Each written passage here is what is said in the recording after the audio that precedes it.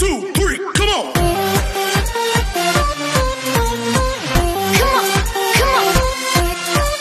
Hello beautiful people! Welcome back to my channel. This is your Mama Sam. Hola mga amigo, amiga, kumare at kumpare. Kamusta kayong lahat? Sana lahat po kayo ay okay at safe ngayong araw na ito. At syempre kung ako naman ang tatanungin nyo, nakikita naman ninyo ang beauty na lola ninyo ngayon. Fresh overload pa rin, di ba? Ganyan talaga kapag umiinom ka ng maraming vitamin C at saka syempre kumakain ka ng maraming hotdog. Dahil sa hotdog, naluloka ang beauty ng Mama Sam ninyo. So yon, so kamusta naman kayo mga amigo, amiga, kumare at kumpare? Sana lahat kayo ay kasing fresh at kasing ganda ng Mama Sam ninyo. So kagagaling ko lang dun sa competition namin kanina, nag second runner up yung school namin. Kasi nga ito ay music competition. Nung nakaraan taon, nag-champion kami. Kaya kanina tinatanong ko si music teacher. Sabi ko, napipressured ka ba? Sabi niya, hindi. Sabi ko, ba't hindi ka napipressured? Champion ka nung nakaraan taon. Sabi niya, alam mo Sam, I'm here to present our school. That's all. So ngayon, kung mananalo tayo uli dito, bonus na lang yan. Sabi niya gano'n. Basta gusto ko maayos ang preparasyon ng mga bata namin. Tapos sabi ko, okay. Tapos, kanina habang pinapanood ko, naisip ko, alam nyo talaga, kanya-kanyang preparasyon eh. Yung iba akala nila okay na yung preparasyon nila, yung iba naman hindi. Yung iba, yung mga ideas, importante din. So, kung ano yung ipapakita mo talagang pa-wow doon sa entablado. So, yun, napaka-importante yun. So, naisip ko yung Miss Grand. Sabi ko sa Miss Grand kasi bardagulan talaga yung mga kandidata. Dapat, meron ka talagang eksena. So, preparasyon ng todo-todo. So, kagabi, marami nagagalit dito sa Miss Grand kasi nga sa pagkatalo nga ng ating pambato na si Nikki Di Mora, diba? Yung hindi siya napasama sa top 20. Ako, sa totoo lang guys, isa ako sa mga sobrang lungkot. Lungkot na parang, talaga ba? Totoo ba to? Kasi ayun kasi yung afraid ko. Yung hindi siya mapasama sa semifinals. Sa kabila na ang ganda-ganda niya sobra. So yon, ayun talaga yung kinakatakutan ko from the beginning. Bakit ako natatakot? Kasi ako mismo sa sarili ko, meron akong nakikita na pwedeng niyang ikaligwak talaga sa competition na to.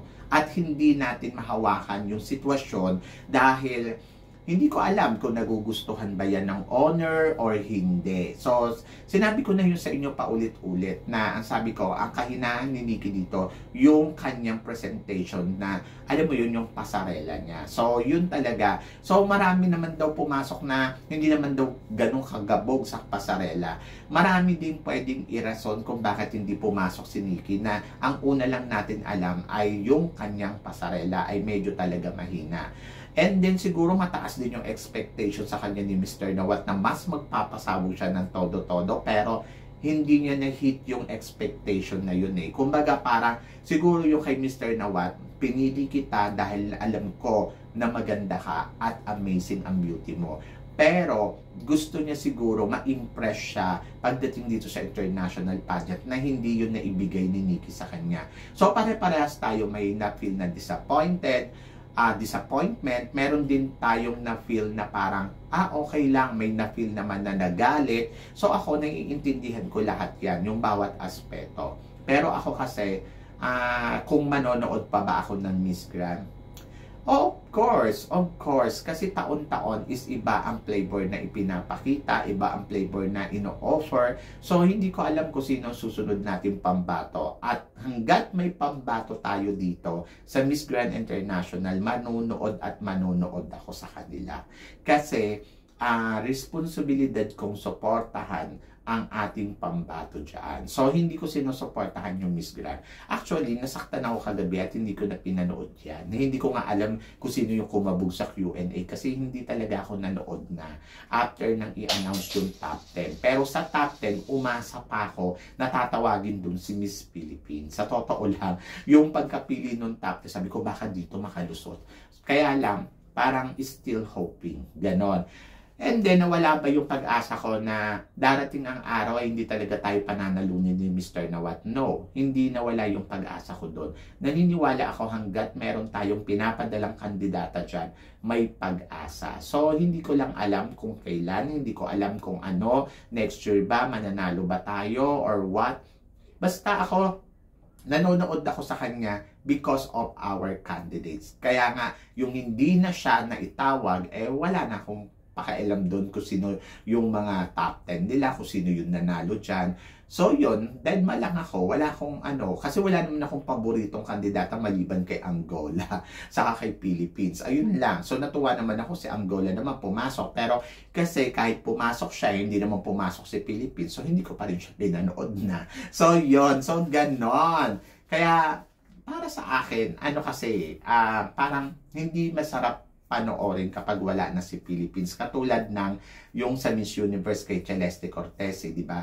Wala si Philippines. So, hindi ko siya pinanood ng maigi kasi parang feeling ko, wala namang kwenta yung pinapanood ko. It's the same lang ng Miss Universe at saka Miss Grand. Pag wala ang Philippines, hindi tayo magiging masaya kasi wala naman tayong dapat subaybayan pa sa kanila kasi tapos na. O, di ba? So, yun. Ako, patuloy pa rin ako manonood ng Miss Universe, ng Miss Grand, ng Miss International, at hanggat nagbablog ako, so lahat ng pageant, talaga magbibigay ako ng update. So, hindi ko gusto yun nangyayari, pero wala naman akong dun eh. So, bakit umiikot ba yung buhay ko kay Mr. Nawat? Hindi naman, di ba? So, yon. And then, ayun nga, para sa sumunod natin, chika, Mama Sam, ano namang masasabi mo na 4 na kandidata ang hindi pinanalo ni Mr. Nawat sa kanyang competition? Ako, wala akong masabi dun kasi may dahilan siya for sure. So, nung una, kay Eva, so ako naman kasi may naririnig din ako na kung bakit. So, hinanap ko din yung sagot kung bakit. And then, I'm okay. Kasi naniwala naman ako na si Eva naman ay tinry naman niya yung best niya. Kaya lang nga, sabi ko nga, kahit anong gawin niya, kung ayaw naman sa kanya, anong gagawin natin? Yung after Eva naman, si Samantha Lo, di ba? Si Samantha Lo na thank you girl doon, because may dahilan. So, hindi ko na inaasahan nun kasi nakita din naman natin yung performance, hindi naman talaga pumalo, plus late pa siya. So, okay lang yun. And then, yung kay Samantha Panlilio, ito talaga, na-hurt talaga ako ng bonggang-bongga kasi I support Samantha Panlilio a lot. Sobra. And then, ganun din kay Nikki. Sabi ko ngayon naramdaman ko eksakto kay Samantha Panlilio. Ganun din yung eksaktong naramdaman ko kay Nikki Dimora. Kasi parehas ko sila sinuportahan. Parehas ko itinaya lahat sa kanila. Para, alam mo yon, nagbabaka sakali akong manalo tayo. But, hindi sila nanalo. So, ako, parang na-experience ko na to kay Samantha at na-experience ko uli kay Nikki. At kung may experience ko pa sa mga susunod nating kandidata, it's okay. It's part of our competition. So, hindi ko siya sasabihin sa inyo na, ay nako, wag na tayong manood dyan sa Miss Grand, wala namang kwenta yan. Ay nako, wag na tayong umintindi dyan sa Miss Grand, hindi naman tayo pinapanalo dyan. So, parang ang bitter lang natin. Bakit? Hindi ba tayong pwedeng lumaban? Hindi ba tayo marunong lumaban? So, it's okay. So, ayan yung gusto niya. Naniniwala naman ako, hindi naman porket na nilaglag niya yung mga babae dito na kandidata natin ay hindi na, kumbaga wala silang kwenta o wala silang caliber. Ako naniniwala ako. Si Eva, tinarin niya yung best niya. Magaling siya pagdating sa pasarela. And then, ito naman si Samantha Lo, ganun din. Si Samantha Panlilio, ganun din. Si Nikki, ganun din. So, tinarin nila yung mga best nila. Pero, ganun talaga eh. So, nagkataon talaga na hindi sila nagustuhan. Wala akong magagawa doon. But, tulad nga na sinabi ko, saludo ako sa mga babaeng to. At naniniwala ako sa kanila dahil itinaya ko sila dito sa Miss Grand International na walang pag-aalinlangan. So, yan! Ay nako, better luck next time. So, good luck. So, para naman sa sumunod natin, chika, Mama Sam, tingin mo, siniseryoso ba tayo ng mga tie honor ng mga pageant katulad na Miss Universe na nakaraan taon ay na El Tocuyo din tayo, and then ngayon taon na naman ay si Mr. Nawat naman ay in place din tayo.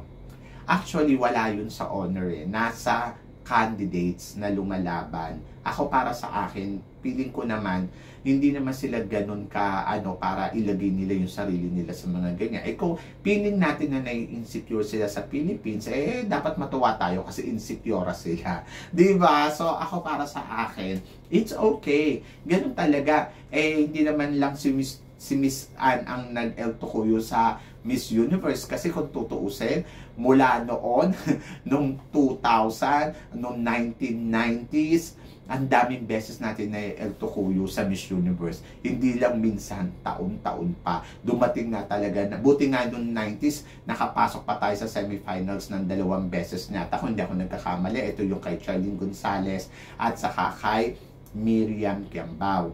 And then, the rest, puro unplaced yun.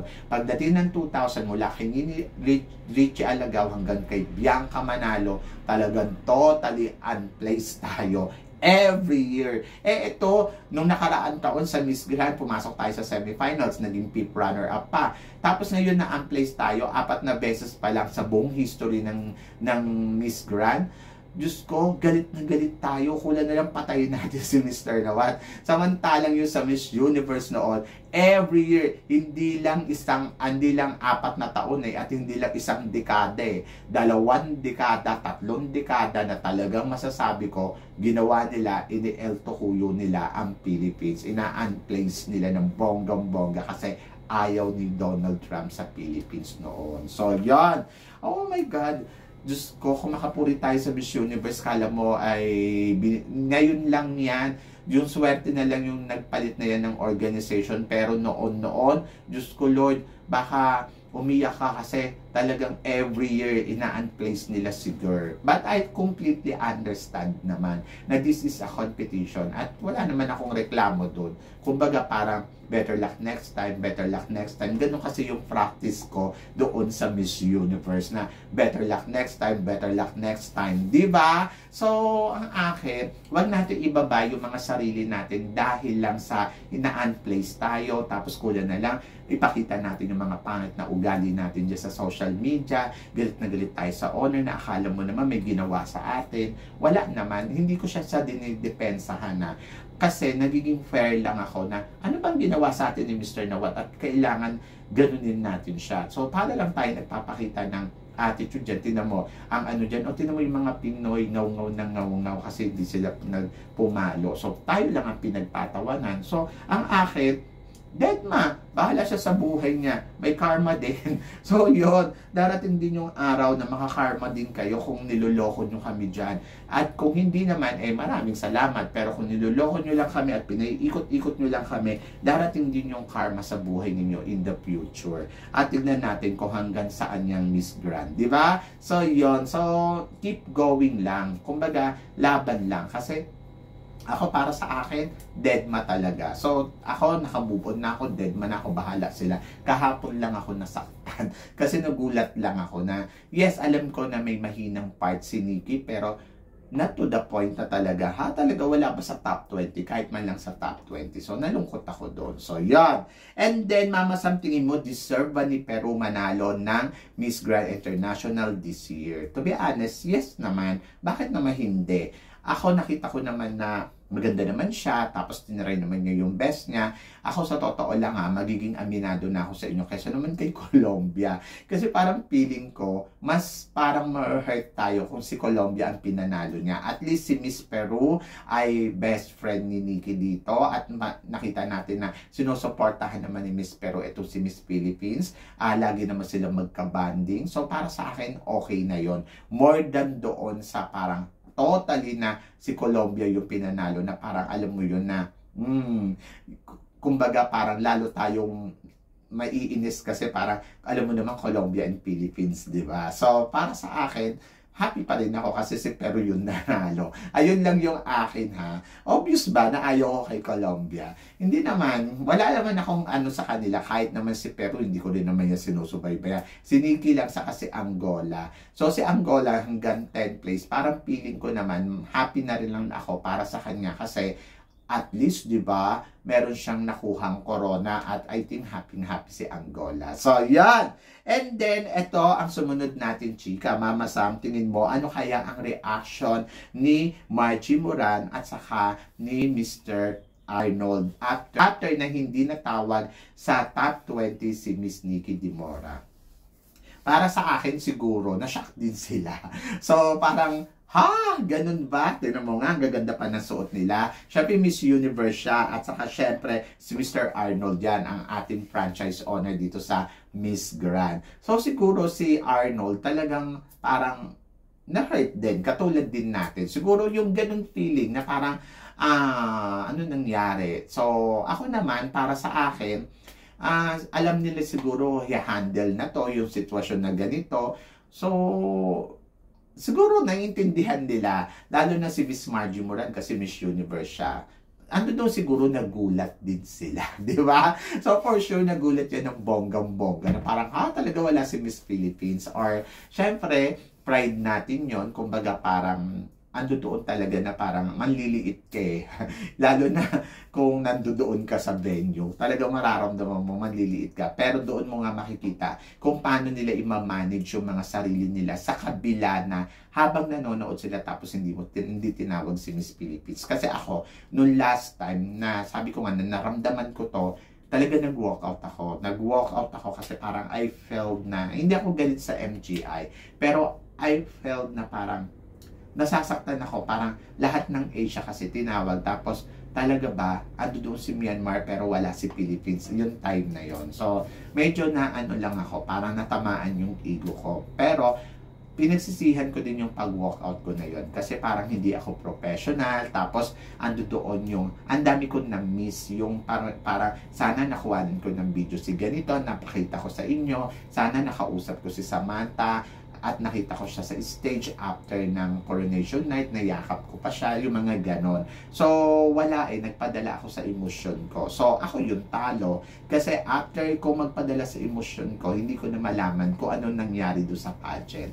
At yung mga behind the scene na sana importante na nakuha ko at napakita ko sa inyo. So, yun lang. Ayun lang yung akin. Doon lang ako nalungkot sa part na yun. But, sabi ng ganon, kung sino yung talo, laging walk out ay hindi magandang tignan. So, sabi ko nga, na-experience ko yun, yung nag-walk out ako, sabi ko, ay, hindi magandang tignan to. Hindi magandang example. So, yun. Kaya, naiintindihan ko. Kagabi, hindi naman ako nag-walk out, hindi ko na lang sila pinanood kasi parang I felt na tinamad na ako. Saka yung energy ko kasi bumaba na, nawala na yung excitement. Kaya, sabi ko, okay lang yun. Better luck next time na lang. So, yun. Naniniwala naman akong ginawa naman ni Nikki lahat ng kanyang makakaya sa abot ng makakaya niya. And I'm thankful kay Nikki kasi nai-present niya ng maigi yung Pilipinas. So, yun. Ayun lang yung akin. At ngayon nga, syempre, lumalaban na si Nicole Bormeo dito sa Miss International. And then, tignan natin kung kakabog ba ng bonggang-bongga. So, yun. So, nakakaloka. Naloka ako kung ano kayang reaction talaga ni Margie Moran, no, sa ni Arnold after nang hindi na pasama sa top 20 si Miss Philippines. Diyos ko, syempre parehas din ang naramdaman natin, for sure. Ganun yung gusto nilang, yung eksaktong naramdaman nila at parang gusto na rin nilang mag-walk out. Charot! So for sure, tinapos nila yung pageant. Kasi syempre experience pa din. So ayun, so I think si Mr. Arnold, nakita niya na kung ano ang galawan talaga sa Miss Grand kasi first time lang naman to sa kanya. Then, kumbaga, aware na siya kung ano yung nangyayari, kung paano ilalaban yung Pilipinas dito. And sana gumawa siya ng action na isang bagay na, alam mo yon, na mahihanda niya ng maigi yung ating pambato. Kasi sa totoo lang, nagkulang din naman talaga sila. Nagkulang yung organization kung paano i-handle yung mga ganitong sitwasyon, kung paano check niya ba, kung paano kakabog si Nikki. So, yun. So, wag na lang natin sisihin yung Miss Grand. Kung meron man sana ditong natutunan tayong lahat, ito yung mga paano natin i-manage ang isang sitwasyon sa ganito na pageant na, alam mo yun, na lagi tayong pinag-iinitan ng bonggang-bongga. So, yun. So, at feeling ko naman, hindi naman pinag-iinitan. Feeling ko kasi nagkakataon lang. Tapos nagagalit tayo sa kanya. So, yun lang ang akin. Siguro, yung paano na ang natutunan ko dito yung i-manage yung sarili natin sa mga ganitong sitwasyon. More than doon sa parang galit na galit ka, nilalabas mo yung attitude mo, parang hindi kasi magandang tingnan. At the end of the story, sabihin nila, o tingnan mo ang mga ugali ng mga Pinoy. Eh, hindi naman ganun yung ugali natin. Kung ayaw natin dun sa tao, better na manahimik tayo at lumayo na lang tayo. More than doon sa sinasabog ninyo yung mga nararamdaman ninyo, tapos bukas makalawa, nandiyan naman kayo sa kanya, nakatutok pa din, di ba? Ako sa totoo lang, tinitignan ko lang ang Miss Grand kapag may Miss Grand. Pinopost ko lang yung kandidata natin pero hindi sila. So, ganun lang kasimple. Hindi mo naman kailangan kasi hindi naman ako bayad sa kanila para i-promote ko sila ng i-promote.